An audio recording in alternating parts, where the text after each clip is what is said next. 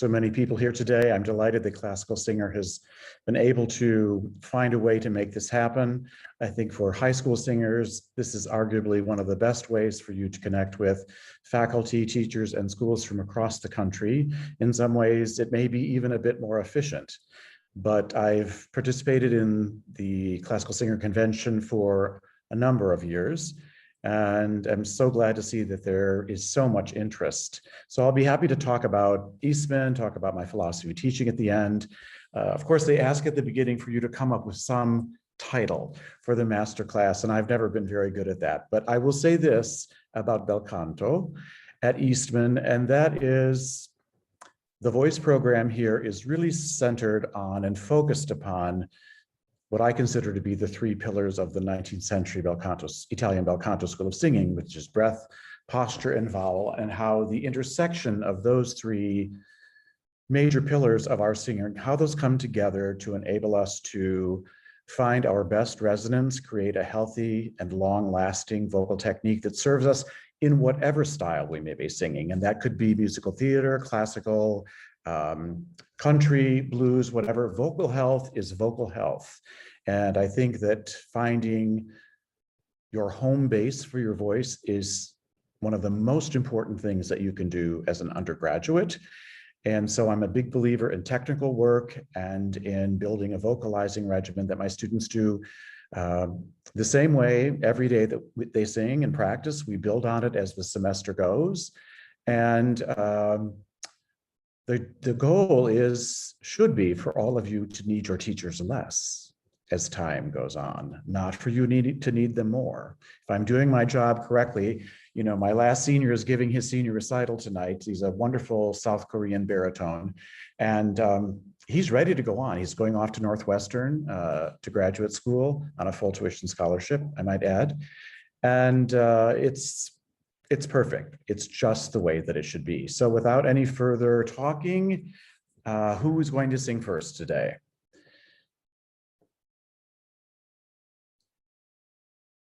Please go ahead. Hi, my name is Constantina. I'm 16 years old from Connecticut. Terrific. And today I will be singing My Non Cessate by Denaudi. Perfect. Looking forward to hearing it.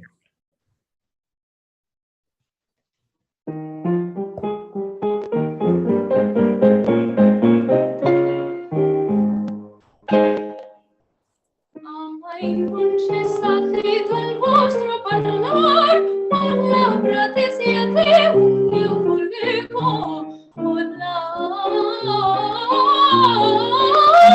parlate siate un Dio volevo, vogliate le vostre parole far, ma dolce conciliare su cui dormirò, un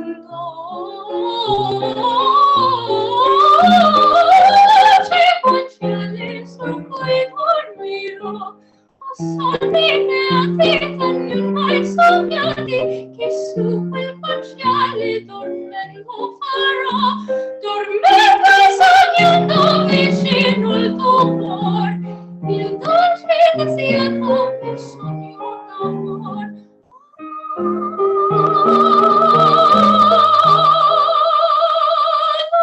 Dormendo, sognando d'amor.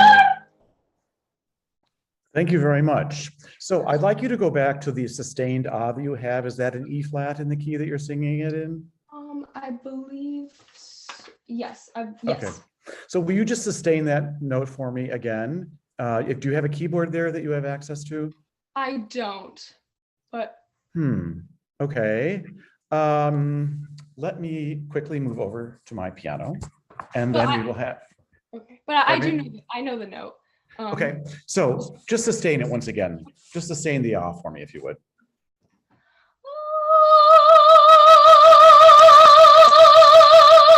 Okay, this time while you sustain the note, I'd like you to do it again. And I'd like you to think about releasing your jaw as you sing, making a taller space for me, and lifting your soft palate. Do you know where your soft palate is? Yes. Where? It's on the roof of my mouth, right behind the hard palate. Okay, can you be any more specific than that? It's like it's the soft, it's the it's just like the softer part right on the in the back. Okay, so do you know what your uvula is? Yeah, like The little thing that hangs yeah, down in the back of yeah. your mouth. Mhm. So yes, that tissue back there is soft and movable. And so when someone comes up from behind me, for example, and scares me, and I go, right? I have lifted my soft palate and I've dropped my jaw. And so I'd like you to sustain your E flat again for me. And as you sustain, I want you to add some space, release your jaw and lift your palate at the same time. So I'd like you to think of making space between the top of your tongue and your soft palate. All right? So maybe start mezzo piano and then crescendo the note. Okay.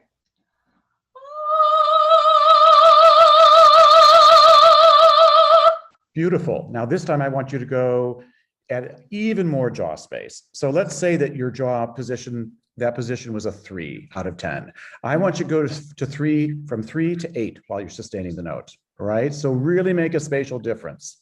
Again.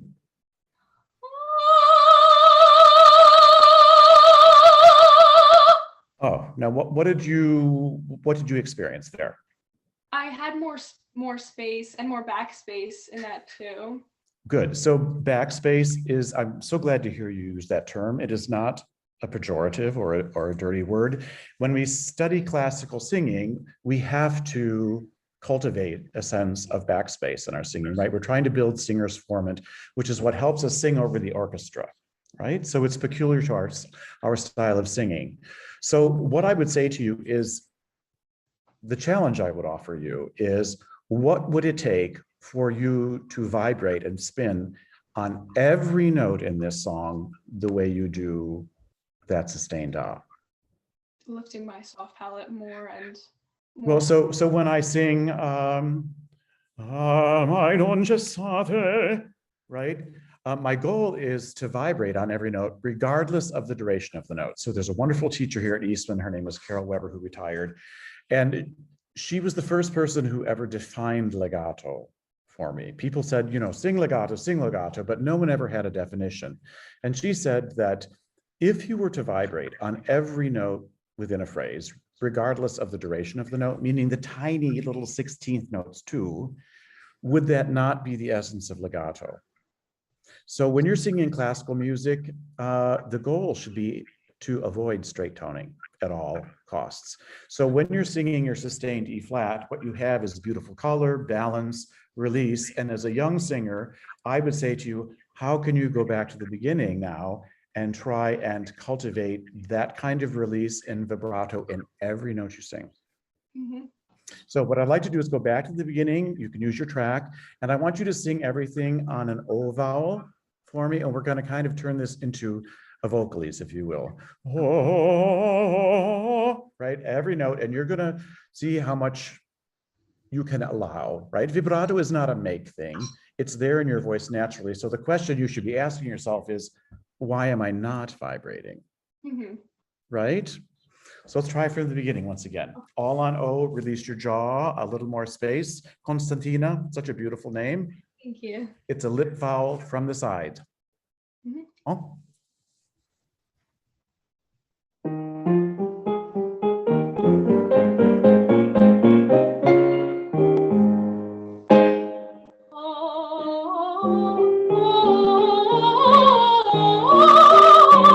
Okay, good, stop. So the top note of the phrase, just you sing your first phrase a cappella by yourself on O.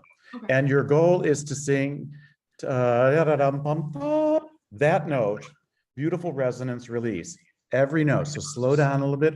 Oh, take your time so you can connect to your air and vibrate. Good, again.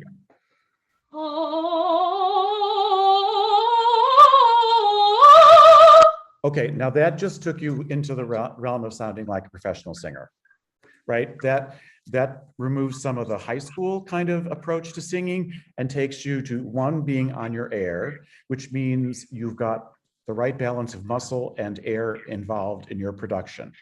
What did that feel like to you? It felt much better and freer. Well, and if I'm not on my air, or I'm kind of jumping on and off of my air, so I'm spinning, I'm straight toning, I'm spinning, I'm straight toning, I'm spinning, it's very disorganized. Yeah. So I would really encourage you to just take all of your songs and slow down. This is a great young teaching piece for you. Slow down and find the vowel that you feel the most comfortable on and turn the entire song into a beautiful vocalise so that you find your way to vibrating on every note. Let's do that again. Slow it down, sing on O, whenever you're ready. With the accompaniment again? By yourself. Oh.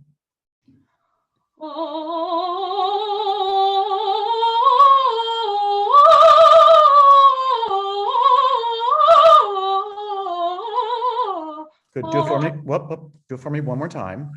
Constantina, and do this for me. Take your index fingers. Okay, so I'm going to kind of, yes, that shape right there. Keep it. I dare you to sing the whole phrase through that shape and then feel what that does for your sound. All right. Taller vowels like telephone poles, tall, narrow. Don't get spread. Oh, all right. Whenever you're ready.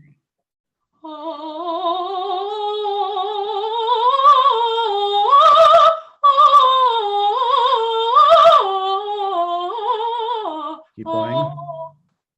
Keep going.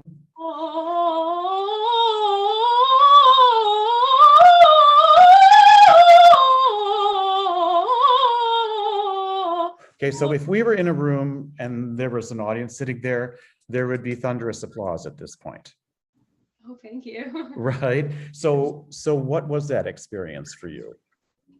I think it was much more resonant, and it just felt more clear and better. Okay, so first of all, you have a lovely instrument that's worth cultivating, so do keep studying. And so let's go back now and see if we can't, at that slower tempo, let's take the words to that point again and see how much of this vibration you can allow in the text.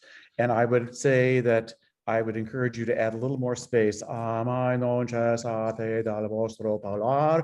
you leave your jaw in more of a, again, we talked about, 1 to 10, be in more of a 6, 7, 8 position all the time, right? Your first vowel is ah, so release your jaw and sing a nice tall ah, and then keep going. Okay. Here we go. Mai non cessate dal vostro parlar. Okay. Mai non cessate. Do it that slow. Mai non cessate dal vostro parlar. Okay, so one of the things that beautiful, and well done. And that's not an easy thing to do. So one of the things I say to my students is when you're learning a piece of music, practice phrase 1 in a variety of ways until you feel it settled in your throat. Then go to phrase 2 and get phrase 2 organized in the same fashion. Then you have to get 1 and 2 together, organized in that same fashion before you go on to phrase 3. So I think when you're learning a new piece of music, you want to build wonderful muscle memory. And for you, this is directly tied to vibrating on every note. I'll probably say this to all of the singers I hear today, because in high school, no one asked me to do this, and I sure wish they had. I didn't hear this idea until sometime later in my career. So let's do it one more time and really try and check in with that breath energy and that sense of vowel releasing in a tall space. Once again, good. That slow again? That slow again. Mm-hmm. Mai non cessate dal vostro parlar. Beautiful. One more time for me. Put your fingers here, almost as if you're going to not let your molars come together. All right. Sing your text with your fingers there. So don't push your fingers out. Leave them in that space. Okay. Go. Mai non cessate dal vostro parlar. What did that feel like? It felt so much more open. So my observation is that you tend to sing with a really small mouth. Mm-hmm. And I think that for where you are in your singing development, you can afford to add a sense of roominess. The roominess, the vibration, and the cultivation of the backspace would be the big things for you. I hear the top is beautiful. So why don't we go, let's sing the song again from the beginning to the end, and let's see how much of this you can you can hold on to, try and make some good choices. Actually, let's sing with our fingers here and use your track and all the way through. Okay. Be brave, be bold, go for it.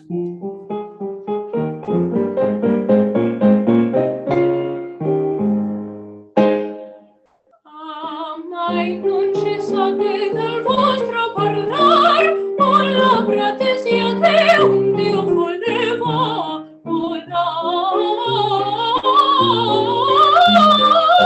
pratesia che un Dio voleva, volvete le vostre parole vo far, un dolce guanciale su cui dormirò, un dolce guanciale su cui dormirò. Ho sonni beati da me ormai sognati, che su quel guanciale dormendo farò, dormendo sognando vicino al tuo cuore, il dolce desiderio mio sogno d'amor. The big space. Open, open. Sognando, sognando d'amor. Well done. Well done. So obviously the vowels E and A, it's a little harder. They're narrow, so we have to find our way to allow them to have the same sense of release that A and O do. But that was really lovely. Do you have, it's time to move on, but do you have any questions for me? I would say, as someone who's gonna be applying to Eastman next year, what do you have like any specific piece of advice for like the application process or like what you guys are looking for? That's a good question. I think I can only speak for myself. I think there are 7 full-time voice faculty here, and everyone listens with a little bit of a different ear.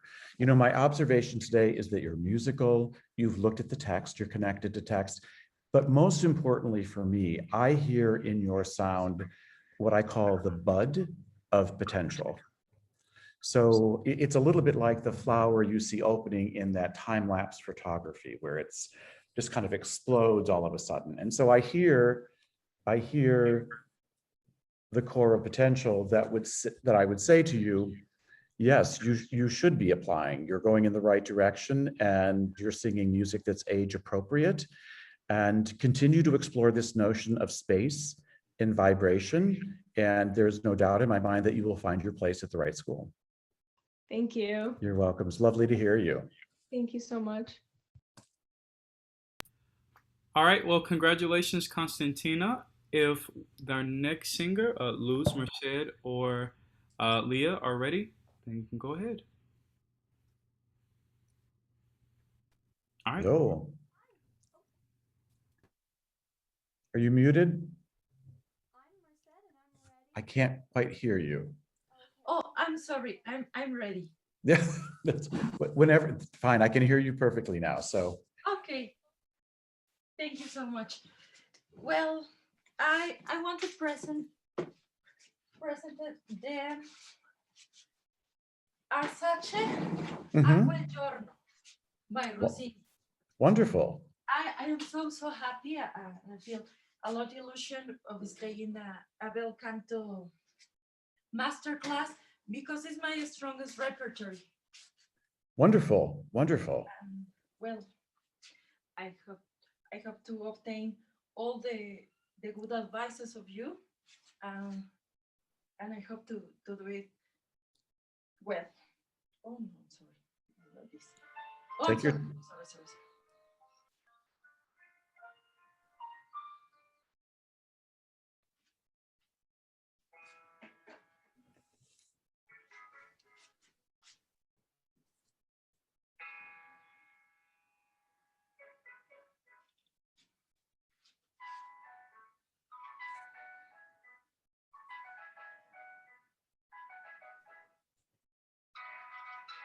A quel giorno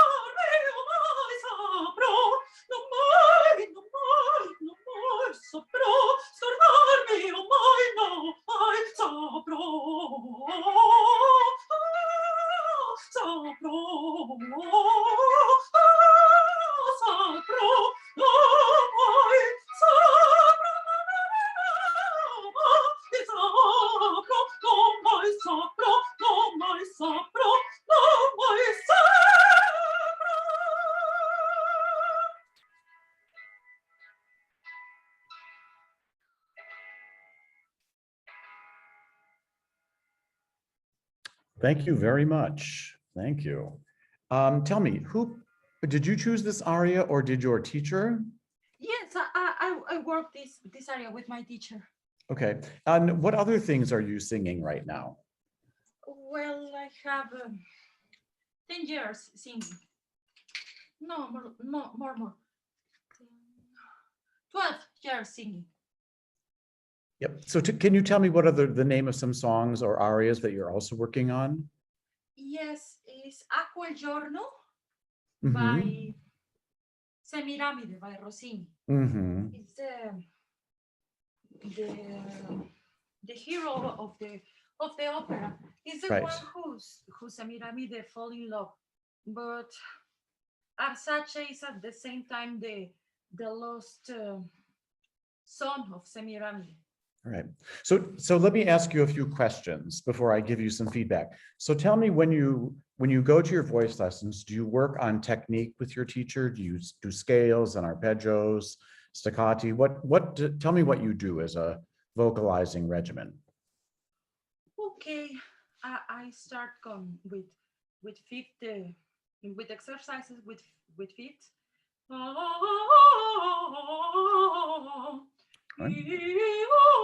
Okay, you don't need to demonstrate them all for me. I'm just trying to get a sense of how you organize your voice and how you, for example, how do you talk about vowels and about placement? Vowels, well, we try to find in the front size of the mask. Good. We elaborate with A, with E.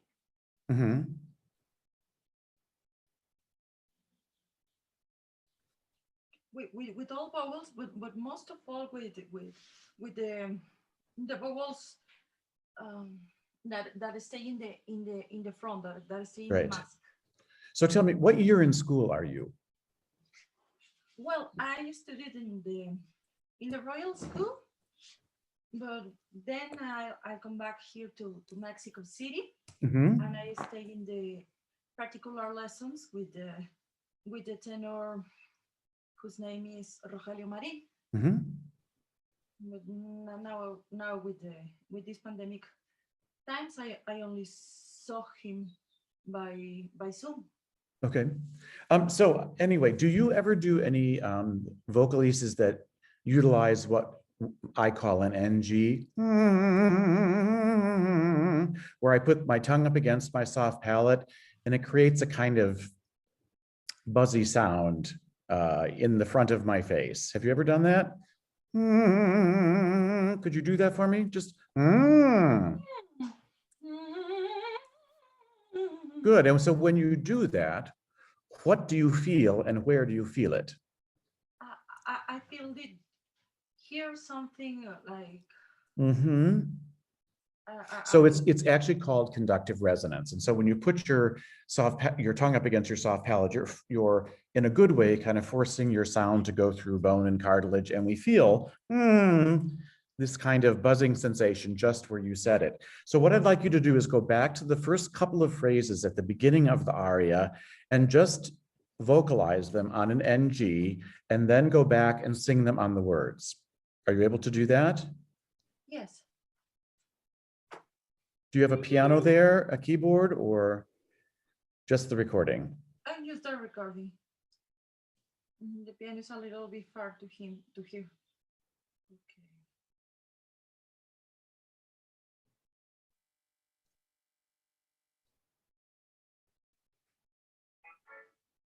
So if you know what the key is, you can just sing the first couple of phrases for me without even the accompaniment.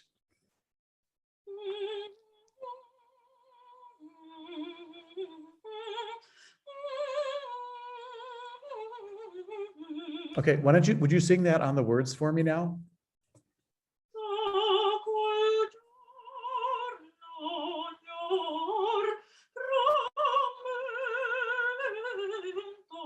Okay, good. Now I want you to go back and see if you can do something that I call funny hum, which is where you sing on the NG, but you also shape the words. So it's a kind of funny, liquidy kind of feeling. Try that for me on the first phrase, will you again? So on the NG, but try and shape your words at the same time.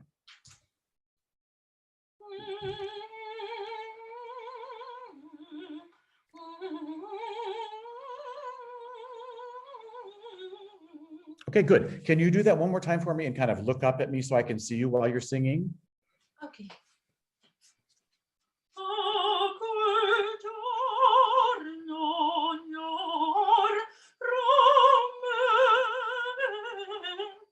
Good. Now go back and do that on the NG. And what I would like you to do is try and feel that buzz as intensely as you can. And then I want you to take a breath and go back and sing it on the words and see if you can allow your sense of vowel to sit in the same place that the NG sits, right? A little brighter, think high forward. Try it again. So do the NG first.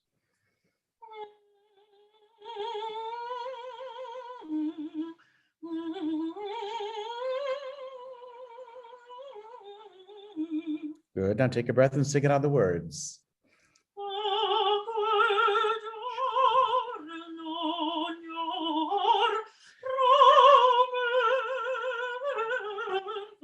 Okay. Oh, it's a little magic, isn't it? Yes. What happened? Tell me what you experienced. The sound, it's not only in the front of the face, it's over.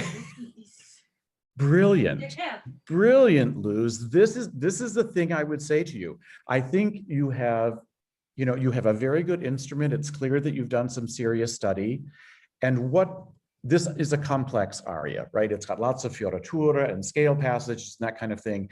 But what I would like to hear is greater pitch clarity on all of your cadenza figures and on all of the runs in fioratura. I'd like to hear greater pitch clarity. So you're thinking of vowel clarity and pitch clarity locked together.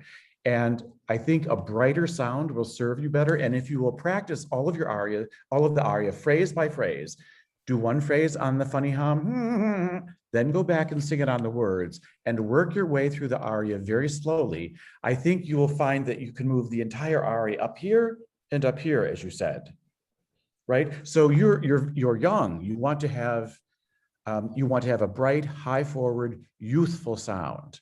And sometimes it gets a little bit dark for my ear, and then I lose what the vowel really is. So you want to make sure that that you have a very Italianate basta pasta. You have a very Italianate sense of those vowels sitting right up here. It's interesting. Our mouth is here, right? And our larynx is here. But where do we sing? We sing up here, right? Those very motions that you made when I asked you how that felt after you sang. So what I would do is practice very slowly, be a patient practicer, and take each phrase at a time. Funny hum, sing on the words. Funny hum, sing on the words. And I think what you'll find is this will feel much, much better over time, right? So you're doing the work with your breath and your resonance up here, rather than doing the work with down here in your throat with a sound that sometimes is a little bit too dark, in my opinion. Okay, thanks a lot. You're very welcome. It was great to hear you, and I enjoyed this very, very much. I wish you all the best. Thank you so much. You're welcome. Goodbye. Bye. All right, thank you, Luz. Now we can move on to Merced. Hello, Merced. Can you guys hear me all right? Yes, we can. Okay, awesome. My name is Merced Stratton. I am 23. I graduated from Cal State Northridge about a year and a half ago, and I've been studying privately with my teacher, and I'm getting ready for grad school auditions this year. Okay. So, Very good. Singing the Jewel song from Faust.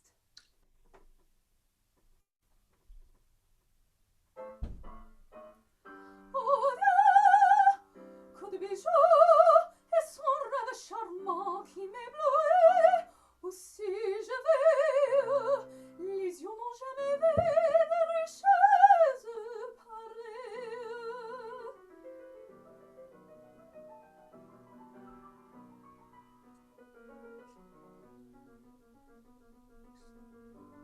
Si j'osais seulement me parer un moment de ce monde endoré. Ah,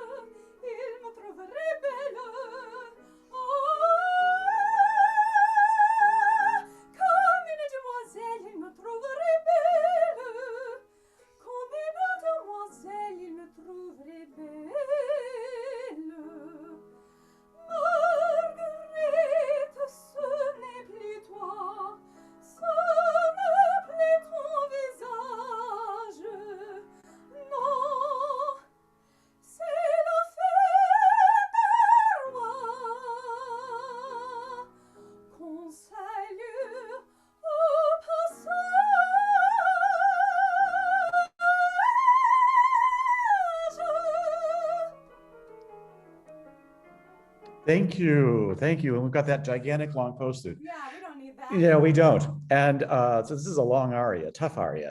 So I would like to ask you, what other arias are in your kind of package, as we refer to it? My teacher and I have been mostly focusing on technique and not as much rep in this Okay. because we haven't been able to play together as much. But I have been working on Piangero from Giulio Cesare, and Good. I've been working on some Mozart. I'm working on one of his Masonic cantatas, and then some Mozart art songs as well.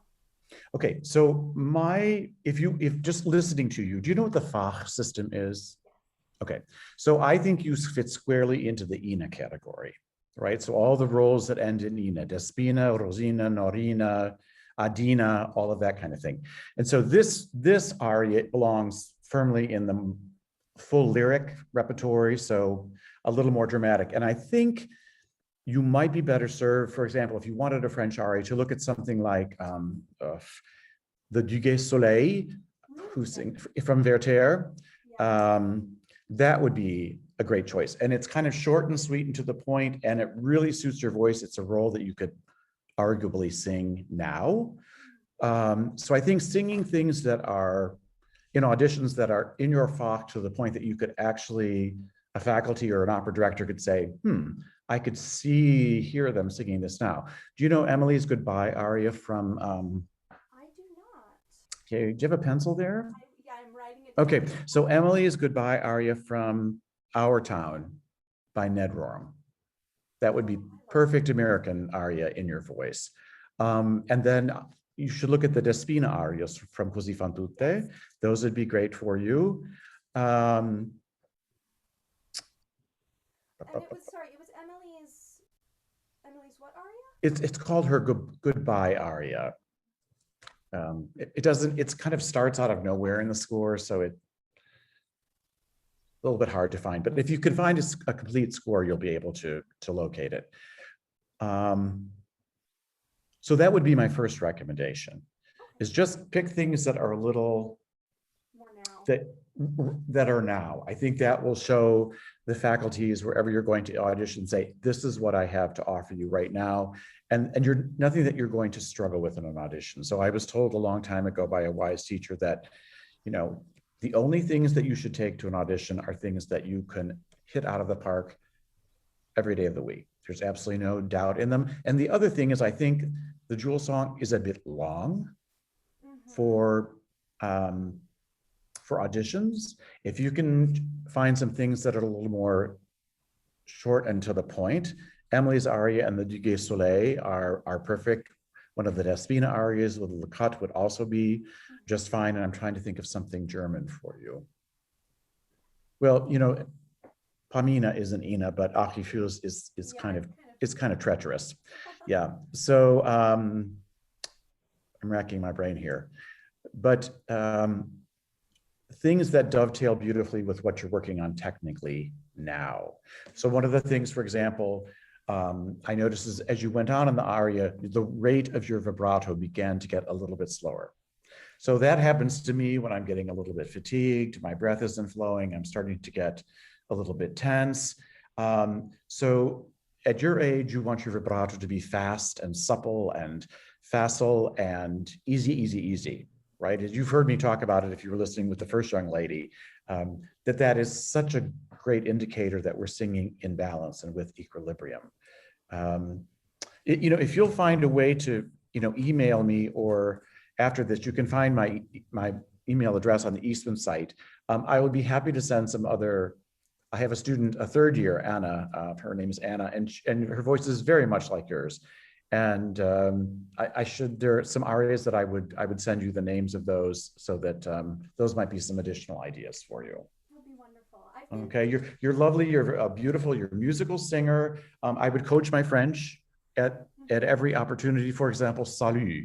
That sound we have in French with the letter U is U. It's much like a German umlaut. So just to speak your French and make it sound as native as you possibly can. All right. Do you have any questions for me? Yeah, I really liked what you said about having a daily regimen, and I have a little bit of that with my teacher right now, but I was just wondering if there are any exercises. Well, I will send you what I call the Retzlaff regimen, which is actually in a PDF form. So if you email me, I will send that. And I am so strict about it with my students that what I'll do, for example, with undergrads or graduate students, when we begin working together, is we build this library, if you will, of vocalises and a vocabulary. And then about halfway through the semester, I'll have them come in the studio and I sit at my desk and I have them go to the piano and vocalize for me, because the point is not what can I get your voice to do? The point is, what are you doing in the practice room? And do you have a routine that yields success every time you sing? To me, that is the goal. And so I'm 63 years old. I wouldn't be singing still at 63 if I didn't have this technique. And so as we mature, the need for technique only grows. It never goes away. It's not as if we learn to sing one day, there it is, right? Yeah, it doesn't work that way. So if you'll email me, I'd be happy to email you those exercises as well. And we could have a phone conversation or email back and forth about it, but it's really pretty straightforward, and it begins with lip trills. I'm a big on lip trills and straw and NG and things that are salubrious, that help you engage the voice in a thoughtful exercise manner when you vocalize, which is really what we're doing. We're exercising our voice. It's how we condition our voice, all right? It's lovely to hear you. Hope you'll be in touch. All right. All right, and now to our last singer, Leah. Hello. Hi, Leah. I'm going to be singing Sposa son disprezzata by Vivaldi. Terrific.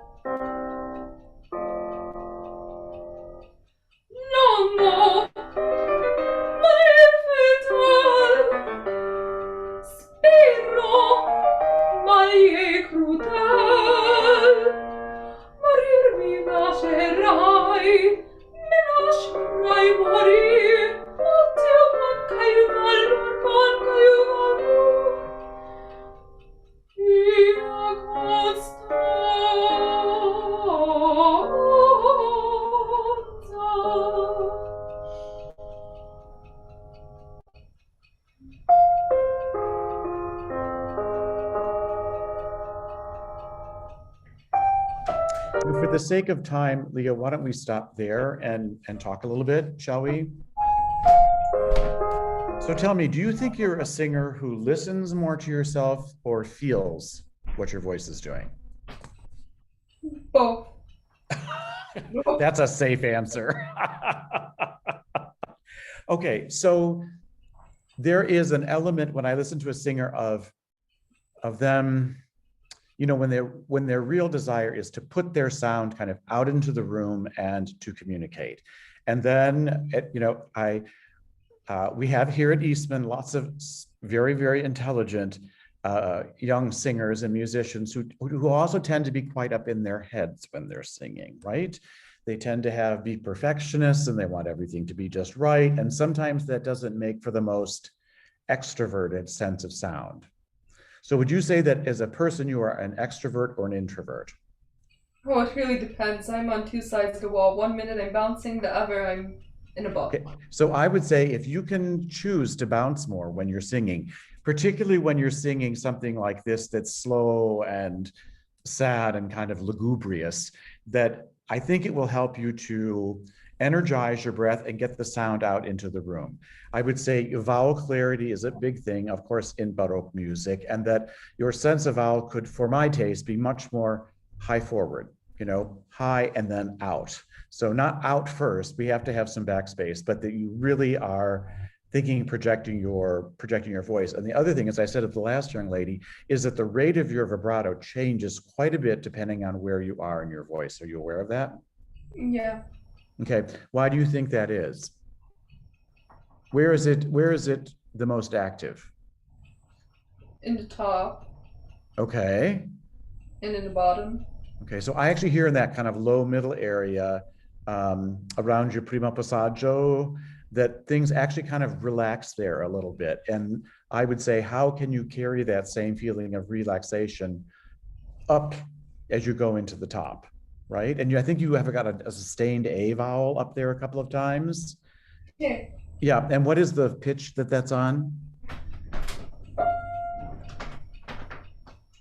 I don't have perfect pitch. Oh, F, okay. So for most women, to sing an A vowel and an F is a horrible experience, right? It's not the happy vowel. So what I would say is change, what is your favorite vowel up there? Probably. Can you, I love it that you have a piano there. That's fantastic. Can you just sing that phrase and lead up, go into that part where there's an F and change the word to ka and see what happens? To ka? Yeah, and you don't need the accompaniment, just if you can find the pitch, right?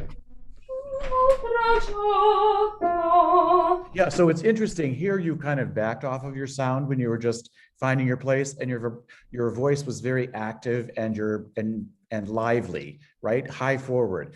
When you go to engage and sing, try not to burden the sound with your air getting tight. Think about release. Is my tongue relaxed? Is my jaw relaxed? How am I, kind of giving up my sound into the room? Go ahead, if you would, please.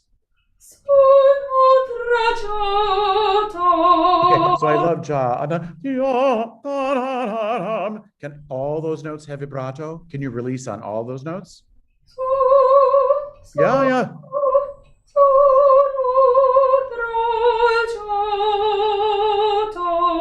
Good, now sing that whole phrase for me on.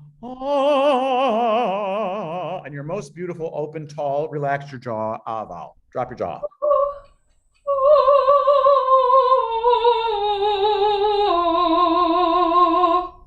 Was that any different for you?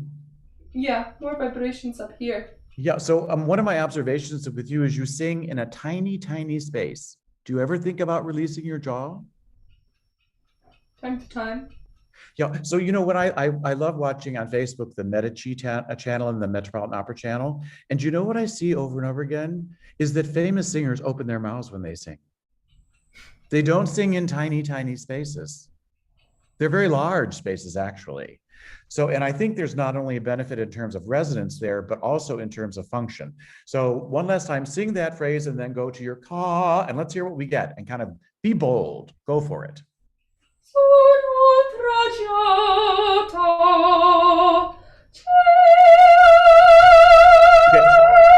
Okay, go, good. Sing for me. Change it to, is it che, did you say, or K? Che. Sing cho for me once. Just sing the F and sing it on cho. Drop your jaw. Okay. Yeah, that feels different, doesn't it? Now, how can you get your A to sit up in the O resonance? Think about that. Keep the dome of the O, but sing A. Try it once. Go back and sing cho. Drop your jaw. Again. Now, what's the difference between O and A? What do you have to change from O to get A? A. Your tongue or your lips? Tongue. Correct. So keep the release in the shape of the O. O, A, O, A, O, A. Just sing che through an O position. Go. So what I would say is experiment with that until you get the sense of release that you want, that feels the best to you, right? And so sometimes when I'm singing a slow aria, I know we're out of time here, sometimes I think of the tempo as being faster. I need to move my air faster so that I keep the phrase engaged and lively, right? Any questions before we go here? It kind of feels awkward to make the O and the E. Would I expect that it would, because you've never been asked to do it before. That doesn't mean you shouldn't try it. So I had a teacher that had this vowel triangle that he would put on the board. And on one side were the lip vowels and on the other side were the tongue vowels. And we had to stand there with our jaw hanging open to the floor and say, and find our way between all of the vowels with our jaw dropped.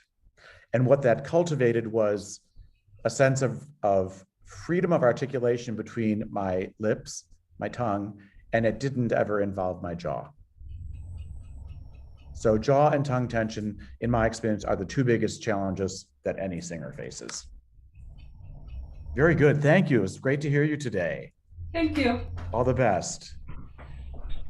So Justin, are we out of time now?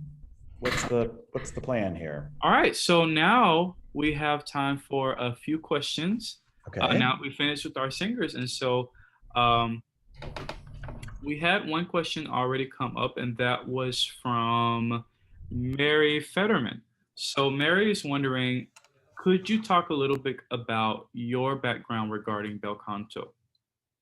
Okay, so as we go through our singing careers, we all have a variety of experiences with different teachers. And there were three teachers, pedagogues that had really had a profound impact on how I thought about singing. And that was everything from, breath management to acoustics,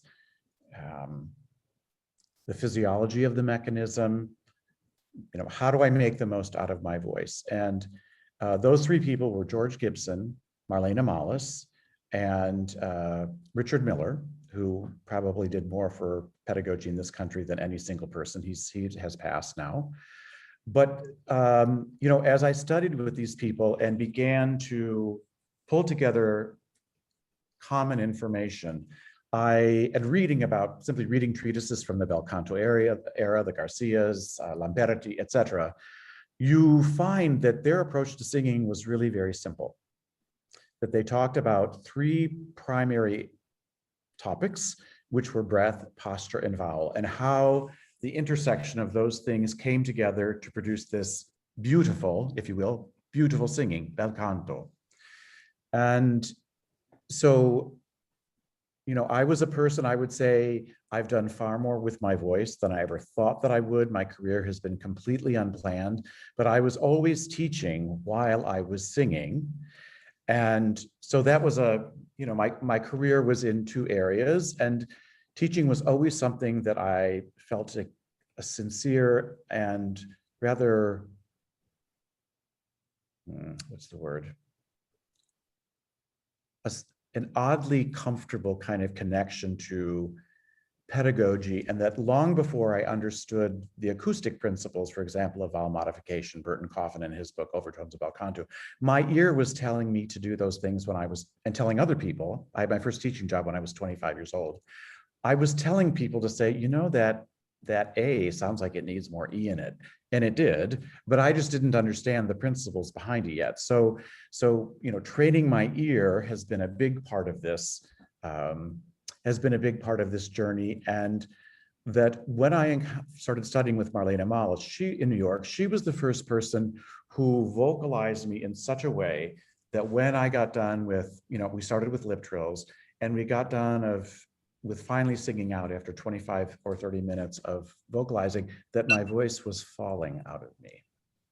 I'd never had that experience before. I could not believe that singing could be that effortless. And of course, the conundrum is that to get control, you have to give up control. So that's really how I came to this notion of bel canto. And there's a wonderful book out there by James Stark called Bel Canto. And he talks about the whole history of bel canto. He talks about voice science and pedagogy and how that has or has not benefited our profession. But to me, there is no substitute. There is no substitute for work in those primary 3 areas that I have mentioned numerous times today. You simply can't get past it. And I went to, for example, one of our voice scientists, a very prominent voice scientist in this country, and who, you know, has the singer sing and everything lights up with spectrographic analysis on the screen. And it was fascinating. However, the singer sang flat the entire time and they never said a word. So while it's important to sing resonant, it's more important to sing in tune. You know why? No one will ever hire you if you sing flat. So it doesn't matter how, you know, gorgeous your voice is, if you don't understand how you're producing it and you can deliver things in a constant way that you're the singer who learns their music quickly and accurately, you will be the person that gets hired over and over and again.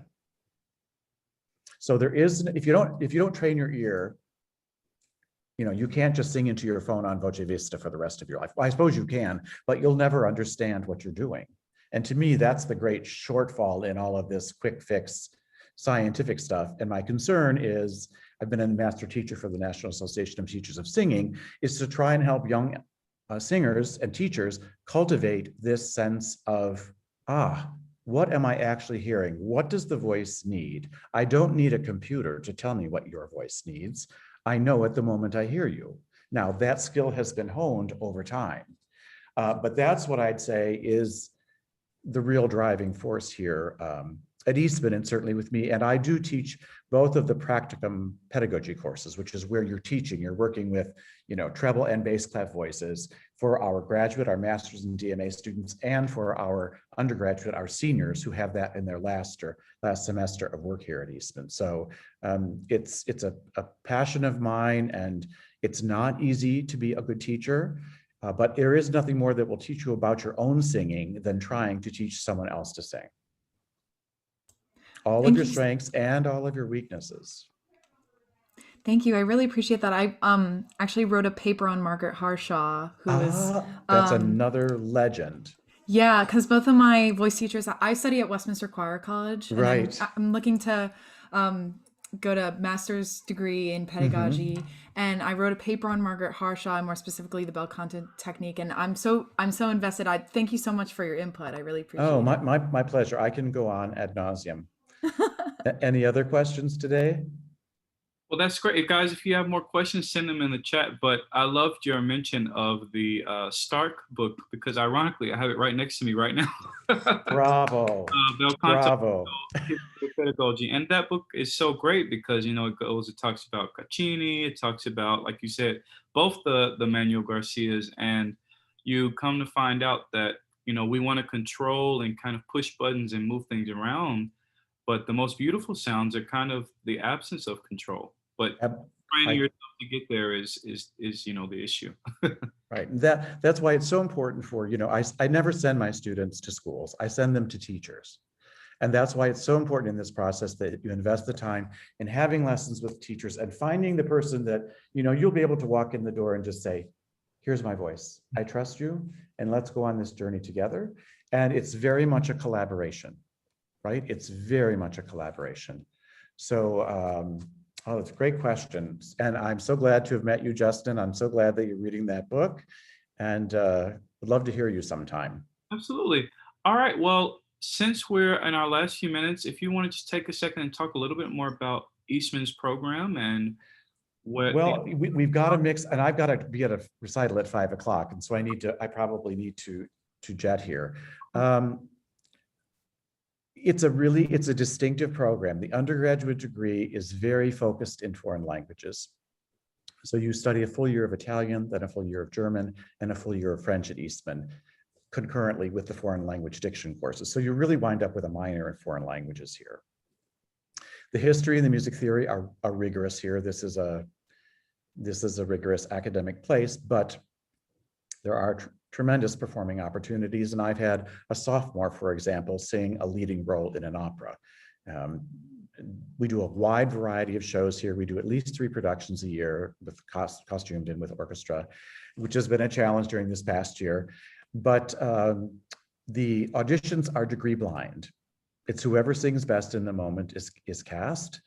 And so there's lots of opportunities. But the thing that I like most is the focus on the studio, and that I see all of my students for an hour a week. Usually I split their lessons into 2 half hours, and then we have an hour-and-a-half studio class every Tuesday evening from 5:30 until 7 o'clock. So I get at least 2.5 hours with all of my students in my clutches, but I can indoctrinate them with my thoughts on singing and pedagogy. But you know, Eastman is a specific kind of place. You have to come and see it. The facilities are magnificent, the most beautiful concert halls, and the history here, I just feel it every day when I walk in the building. It's amazing. I have the most beautiful studio. It's intense, but you know, as one faculty member said, when you come to Eastman, you go into the furnace, but there things are forged, you make the metal, and you come out a different kind of musician on the other side. Well, that's true. Well, if people would like to reach out to you, do you mind sharing your email in the chat? I will put it, let's see. And speak it aloud as well, because this video.